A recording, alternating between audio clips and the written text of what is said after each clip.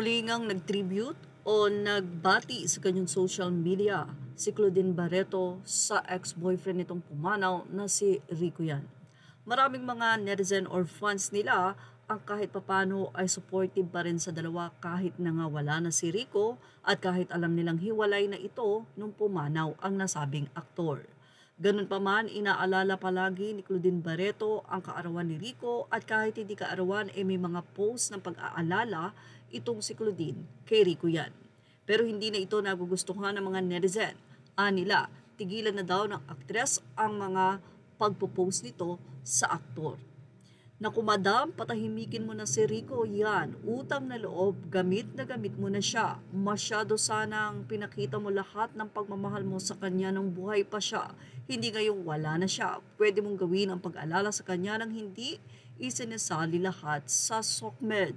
Hindi niya ginagamit si Rico Claudine Barreto na siya nang pumasok si Rico Yan. 1992 nag-artista si Claudine, 1995 nag-artista si Rico Yan. Pinakita niya lahat ng pagmamahal kay Rico bago mawala. Sino naman ng isang netizen, ayan na naman siya, ha, ama ka na Claudine, awat na, tiyang palangga.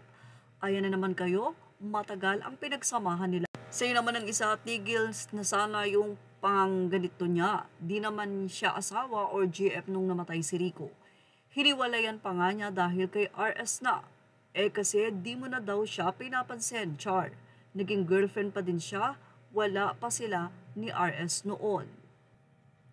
Say pa ng isang netizen, ang busy mong sumagot sa mga comments, lol. Naging GF siya ba't hiwalay na nung namatay si Rico? Kaya nakakatawa na after how many years, when Claudine and Raymart already separated, ay bigla na lang nagpo-post ng mga ganito si Clau Clau.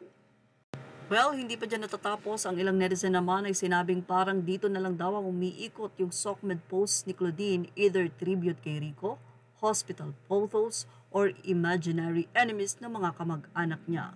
Parang layout ng mga pinaggagawang tarpaulin ng mga fans, ano kayang app ginamit niya dito sa ipa ng isa. Utang na loob naman, Clau. Anyway, ganun pa man, ang mga fans nila Claudine at Rico Yan ay todo nakasuporta kay Claudine.